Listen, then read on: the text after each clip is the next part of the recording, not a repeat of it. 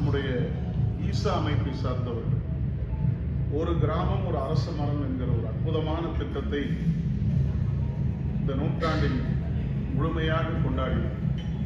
அதனுடைய நிறைவு நிலையில் தருமையா தினத்தில் அந்த விழாவை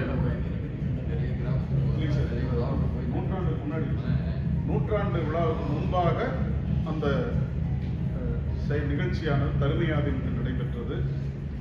அதில் நம்முடைய குருமகா சன்னிதானங்களும் கலந்து கொண்டார்கள்.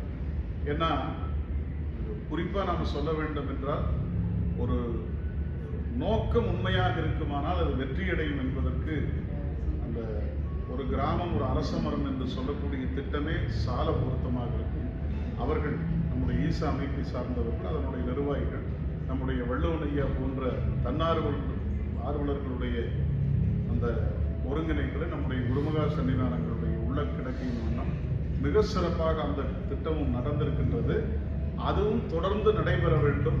அதற்கும் நாம் எல்லோரும் நம்மால் இயன்ற ஒன்றில்லைங்க. ஒரு கிராமத்தில் வந்து ஒரு அரசு முறை வைக்க போறாங்க. நம்முடைய சாமி, நம்முடைய ஈசாவை சார்ந்தவர்கள் ஒரு அரச மரம் வைப்பாங்க.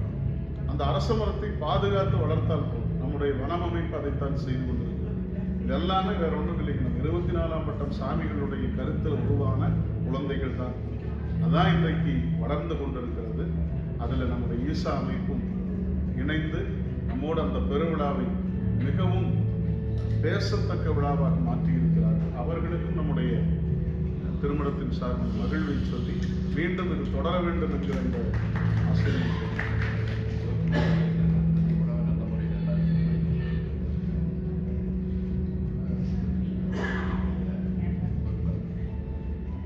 இந்த இது சொல்றதுக்கு எனக்கு கொஞ்சம் தான் இருக்குங்க. ஏன்னா இவ்வளவு பெரிய உணவகத்தில் இந்த விழா வேறுமான்னு நாங்கள்லாம் நினைச்சோம். ஆனால் சாமியினுடைய மனசு செய்யக்கூடிய பாராட்டு கூட அது சரியாக இருக்க வேண்டும் என்று அது தொடர்ந்து கருதியினுடைய விளைவு இன்றைக்கு கோவையில் வளர்ந்து கொண்டிருக்கிற ஒரு உணவகம்.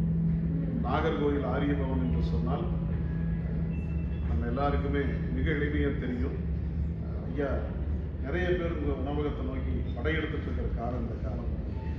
இந்த நல்ல நேரத்தில் ஈசா அமைப்பினுடைய தொடர்போடு அதை நடத்தி கொண்டிருக்கிறார்கள் திரு சிவகுமார் ஐயா அவர்கள். இந்த விழாவை நம்ம குருமகா சன்னிதானங்கள் இங்கே ஏற்பாடு செய்து நம்ம எல்லோரையும் இங்கே அழைத்து சிறப்பு செய்திருக்கிறார்கள், வாழ்த்தி கொண்டிருக்கிறார்கள். இந்த உணவகத்தில் இந்த பகல் வேளையிலே மிக சிறப்பாக நல்ல அறுசுவையோடு எனக்கு எல்லாத்துக்கும் சாப்பாடு போதுமா? வேற ஒன்றும் இல்லைங்கய்யா. சிவகுமாரியான்னு சொன்னேன். நான் உங்கள்கிட்ட சொன்ன பதில் தான். கூட சாப்பிட முடியல, நிறைய கொடுத்துட்டீங்க.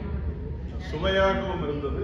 நம்ம சாமியினுடைய மனசை போல நம்முடைய வயிறு நிறைந்திருக்கிறது. அதற்காக ஐயா அவர்களுக்கு நம்முடைய வாழ்த்துக்களை சொல்லி ஒரு அடியார்கள் கூட்டத்தில் பகலோடு அளித்த ஒரு பேர் உங்களுக்கு கிடைத்திருக்கிறது. அதற்கு குருவர்களும் உங்களுக்கு துணை செய்ய வேண்டும் என்று குருமகா சன்னிதானங்கள் மூலமாக எங்களுடைய வாழ்த்துக்களை